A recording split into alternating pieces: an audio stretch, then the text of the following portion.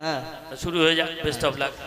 শোনো, তুমি এই গজলটার উদ্দেশ্য হলো ও বলবে মা বড়, আমি বলবো বাপ বড়। এবং আচ্ছা বলো, গাইবার আগে তোমাকে আমি একটা প্রশ্ন করি, বলো মায়ের সম্মান বেশি না বাপের সম্মান বেশি? হ্যাঁ, বাপের সম্মান বেশি না মায়ের সম্মান? শোনো, বলো। আজকের বেশি কথা বলে লাভ নেই, আমাদের নাজিদদা আছে, ঠিক আছে? শোনো, আমি তোমাকে বলছি মাকে আল্লাহ অনেক সম্মান, অনেক মর্যাদা, অনেক ইজ্জত দিয়েছে, ঠিক আছে? হ্যাঁ। আমি সব জায়গায় শুনেছি, কিন্তু আমার একটা সাদা মনে কাদা নেই, একটা মাথায় সবসময় প্রশ্ন জাগে, মা যদি সব দিক থেকে বড় হয়, মায়ের সম্মান সব দিক থেকে যদি বড় হয়, মা যদি বড় হয় সব চারিদিক থেকে, তাহলে আব্বা মায়ের থেকে লম্বায় কেন বড় হয়?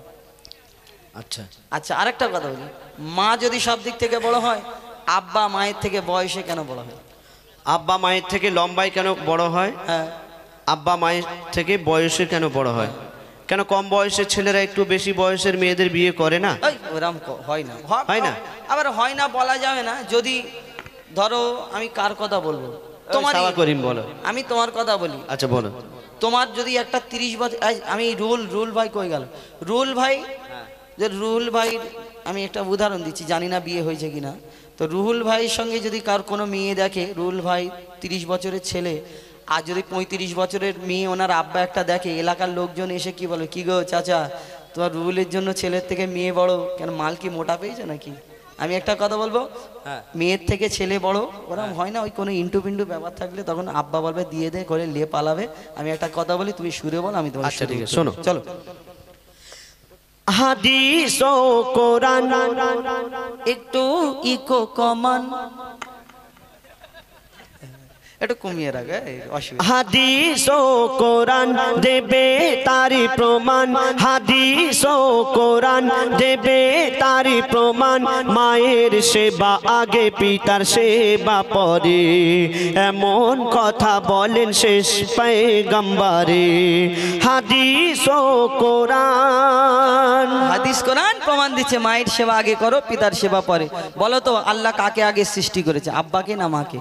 আল্লাহ আগে পিতা আদমকে তাহলে সৃষ্টি কি করেছে। আগে এলো, আব্বা আগে না মা আগে? বাপ আগে কে এসেছে। বড় হলো? আব্বা বাপ বড়। বয়সে বড়, তাহলে সব দিক কিন্তু মা সম্মানে বড়। এমনি মানবে না। শোনো, বলো। তোমারি বাবা হলো জিন্দা কাবা, তোমারি বাবা হলো জিন্দা কাবা, আর প্রথম খোদা গড়লো সবার পিতা আদম, তারপরে মা হাওয়াকে করিল সৃজন, তোমারি বাবা।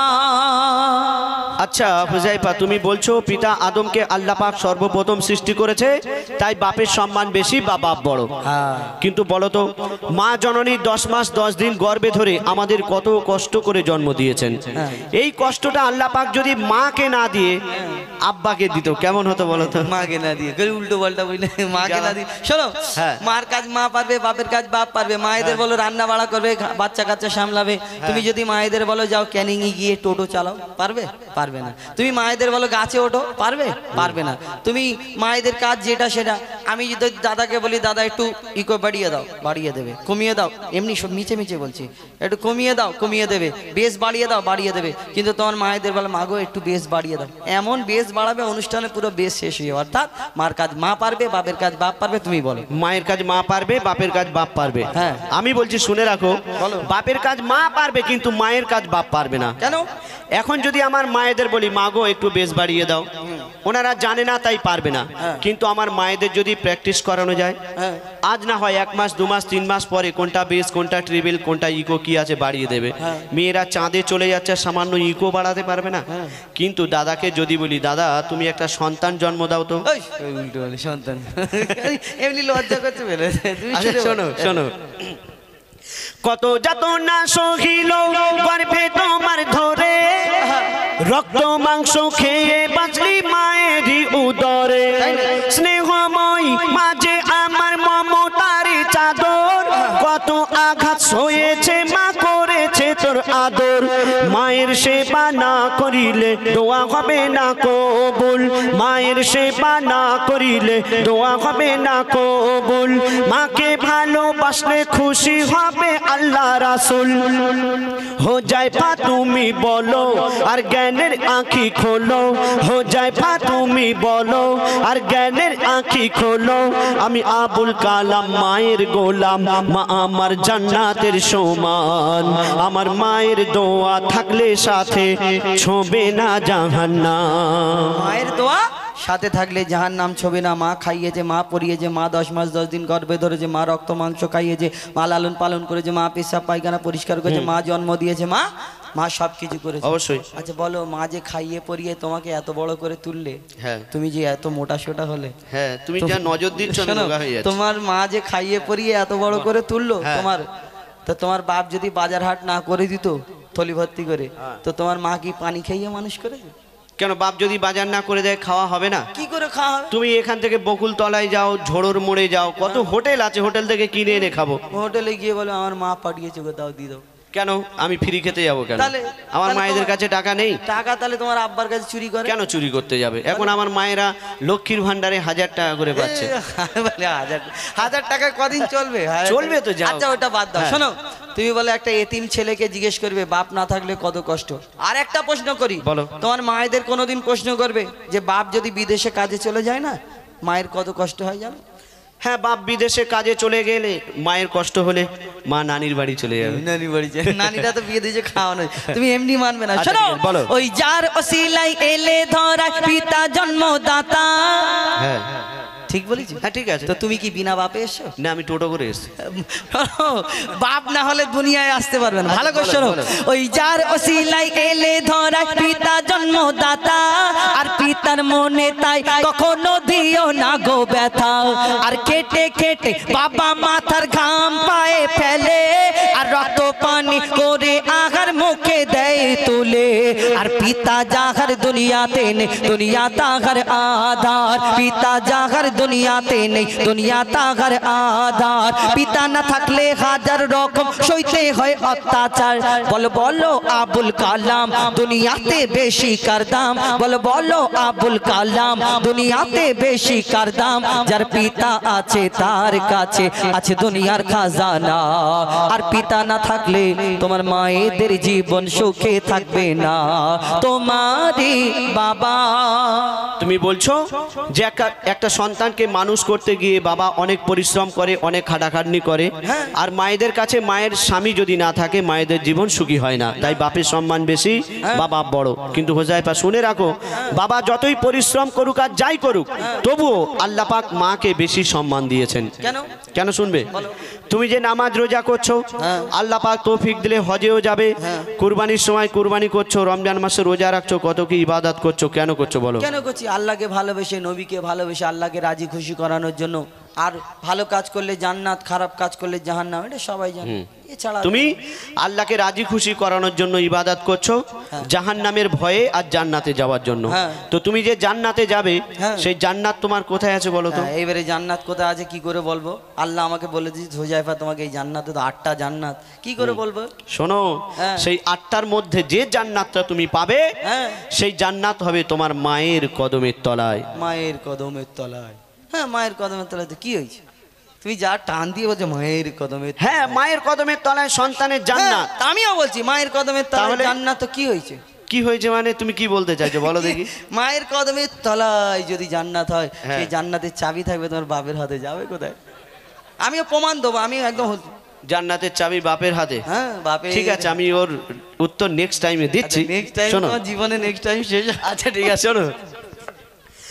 মায়ের কদম তলে আছে সন্তানেরই জান্নাত। ওগো মায়ের কদম তলে আছে সন্তানেরই জান্নাত। দিনে রাতে সেই মায়ের করে যাও খিদমত। যদি কেটে গায়ের ছাল মায়ের পায়ের জুতা বানানো হয়, এক ফোঁটাও দুধের দেয় না শোধা যাবে না দুনিয়ায়।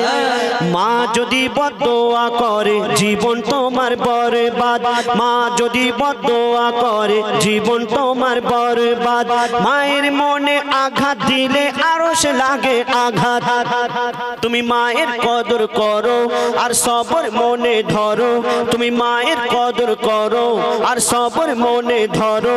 মায়ের দোয়ায় নবী খুশি হয়, খুশি রাব্বানা। তুমি মায়ের মনে কষ্ট দিলে জান্নাত পাবে না। মায়ের মনে কষ্ট দিলে জান্নাত পাবে না। মা খুশি হলে আল্লাহ খুশি হয়, মা খুশি হলে নবী খুশি হয়, আর মায়ের পায়ের তলায় জান্নাত। হ্যাঁ। নাকি নাজিদটা কি করবো, ছেড়ে দেবো নাকি? ধরবো ধরবো কষে। আচ্ছা কি করবো মনারা?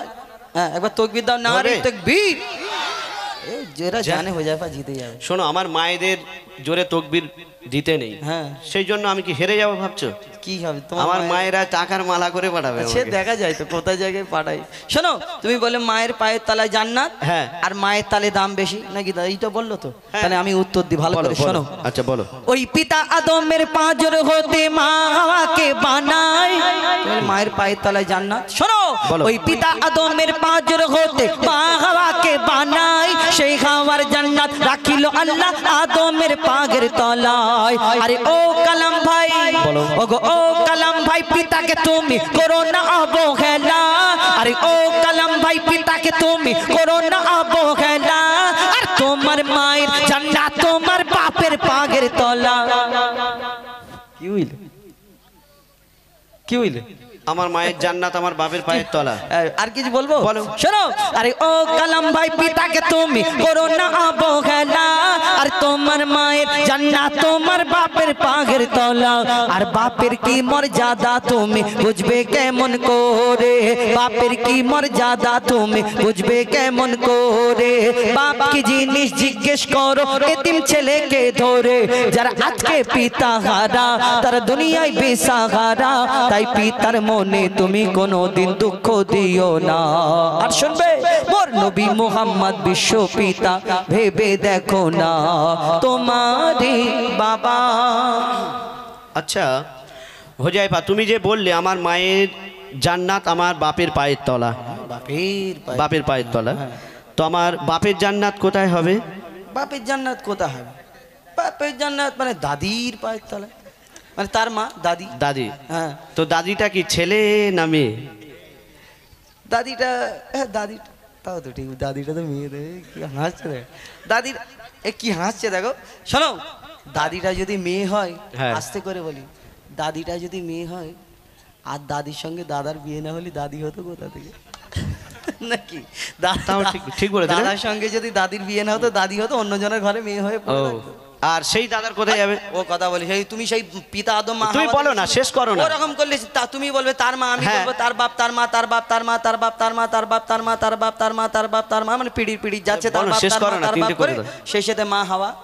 মা হওয়া, হ্যাঁ, তারপরে মা হওয়ার পরে পিতা আদম, হ্যাঁ তারপরে পিতা আদমের পরে হয়ে গেছে। কিরম হয় না? শোনো, তোমার হাঁড়ি কপ্পু শেষ। কপুর বের করবো? হ্যাঁ। থাক, 12টা বেজে গেছে, রান্না ঠান্ডা হয়ে যাচ্ছে। শোনো, ও হোজাইফা, আমার মনে হয় এই ঝগড়ার শেষ হবে না। কেন? বাপ মা ছাড়া কোনো সন্তান দুনিয়াতে আসে না। লাইনে এসে আব্বা মা দুজনকে লাগবে, শুধু মা মা করলে হবে না। শোনো, আরে ও কালাম ভাই, এবার তুমি সোজা রাস্তায় এসো। আরে ও কালাম ভাই, এবার তুমি সোজা রাস্তায় এসো। আর তোমার হাঁড়িতে কুপন নেই, তাই ফাঁকা চেয়ারে বসো। আরে ও কালাম ভাই, এবার তুমি সোজা রাস্তায় এসো। আর ঝগড়া ঝাঁটি শেষ করে শেষের দিকে এসো। পিতা মাতার সেবা করো ও গো মুসলমান, পিতা মাতার সেবা করো ও গো মুসলমান, পিতা মাতার সেবা করো। হোজাইফা ও কালাম বলে এমে খান্নান কদর করো দুজনারই সমান। হাদিস ও কোরআন তোমারই বাবা দেবে তারে প্রমাণ। লো জিন্দা কাবা, মায়ের সেবা আগে, পিতার সেবা পরে। প্রথম খোদা গড়লো সবার পিতা আদম। এমন কথা বলেন শেষ পয়গম্বরে। তারপরে মা হাওয়াকে করিল সিজদা। হাদিস ও কোরআন তোমারই বাবা। কেমন দিলাম কালাম দাদা? খুব ভালো হয়েছে। যাই হোক, আর দুটো কথা বলিনি, অনেকক্ষণ সময় নিলাম। এই গজলের উদ্দেশ্য তারপরে আমাদের নাজিদদা আরও ভালো করে ভেঙে বলে দেবে, আমি বলে দিই। এই গজলের উদ্দেশ্য খারাপ কিছু নয়। ও বললো মায়ের সম্মান বেশি, মাকে আল্লাহ অনেক সম্মান দিয়েছে, মা কী করে। আমাদের উদ্দেশ্য কিন্তু খারাপ কিছু নয়, যে মানুষকে শুধু হাসানোর জন্য এরকম কি ব্যাপার নয়। আমরা তুলে ধরলাম হাসির ছলে কিছু শিক্ষামূলক যদি কথা আপনাদের সম্মুখে তুলে ধরতে পারি। আমরা বলি মাকে আল্লাহ, দেখবেন জুম্মার দিন মসজিদে খুতবা হয়, জলসাতে মায়ের কথা বলা হয়, মায়ের পায়ের তলায় জান্নাত, মাকে খুশি করলে আল্লাহ খুশি হয়, নবী খুশি হয়। কিন্তু বাপের কথা স্পেশাল করে খাস করে আমরা খুব কম আমরা শুনে থাকি। মায়ের সঙ্গে বাপকে জুড়ে দেওয়া হয়, মা বাপকে খিদমত করো। কিন্তু এই দুনিয়াতে মাকে আল্লাহ অনেক সম্মান দিয়েছে, মাকে আমরা খিদমত করি, এটা একদম ঠিক। কিন্তু মায়ের সঙ্গে আব্বাকেও আমাদের সম্মান করতে হবে, খিদমত করতে হবে। বাপকে আমরা সেইভাবে আমরা অনেকজন গ্রাহ্য করি না। কেন? ওই বাপ ছোটবেলায় মারধর করে, বকাবকি বেশি করে, ওই কারণে। কিন্তু যার বাপ নেই তাকে জিজ্ঞেস করবেন, বাপ হলো মাথার ছাদের মতো। মা যদি একটা সন্তান চুরি করে এসে দাঁড়িয়ে থাকে, মা বুকে জড়িয়ে ধরে, নরম মন বুকে জড়িয়ে ধরে বলে আমার ছেলে কিছু করিনি। কিন্তু বাপ হয়তো একটু রাগারাগি মারধর করে, ওই বাপ দেখবেন মা কাঁকে করে নিয়ে সব জায়গায় দেখায় যে দেখ দেখ দেখ দেখ দেখ। কিন্তু মা চাই যে আমি যতদূর দেখতে পাবো আমার সন্তান ততদূর দেখতে পাবে। কিন্তু বাপ এই কাঁধে করে নিয়ে ঘরে যাতে আমার থেকে উপরে দেখা হয়। দেখবেন এই ঈদের সময় অনেক বাপ গরিব মানুষ ধার দেনা করে বাচ্চা কাচ্চাদের কাপড় চোপড় কিনে ওই খুব খুশি থাকে, কিন্তু নিজের কাপড়টা কেনে না নামাজ পড়ার জন্য। কিন্তু যখন বাড়ির বউ বা অন্য কেউ যদি বলে হ্যাঁ গো তোমার জন্য একটা পাঞ্জাবি কেন না নামাজ পড়ার জন্য, হাসি মুখে বলে আমার সন্তানদের যদি ওরা হয়েছে ওদের খুশি, এটাই আমি খুশি, আমার ওই আগের বছরেরটা আছে ইস্ত্রি করে দিয়ে ওইটা পাঞ্জাবি নামাজ পড়ে নেবো। এটাই হলো বাপ। আমি যখন কষ্ট পাবো, তুমি যখন কষ্ট পাবে, আমার সন্তান না আমাদের কষ্ট দেবে। যখন মনে করবা হ্যাঁ আমার আব্বাকে আমার থেকেও বেশি আমি কষ্ট দিয়েছি, এর থেকে ছোট বড় কথা বলেছি, আমার ছেলে যেরকম আমাকে বলছে, সেই দিন হবেই হয়তো চিন্তা করবে আমার আব্বা বেঁচে থাকলে পাটা জড়িয়ে ধরে কাঁদতাম। ওই চিন্তাটা করার আগে, চিন্তা ভাবনা এই দুনিয়াতে যতদিন বাপ বেঁচে আছে ওই চিন্তাটা আগে করতে হবে। আমরা বাপকে কোনোদিন কষ্ট দেব না, দুনিয়াটা শান্তির দুনিয়া হবে এই দুনিয়াতে। যাই হোক, আমি না অনেক কথা বললাম, যদি কিছু ভুল ত্রুটি বলি ছোট ভাই বোনদের হিসেবে ক্ষমা করবেন।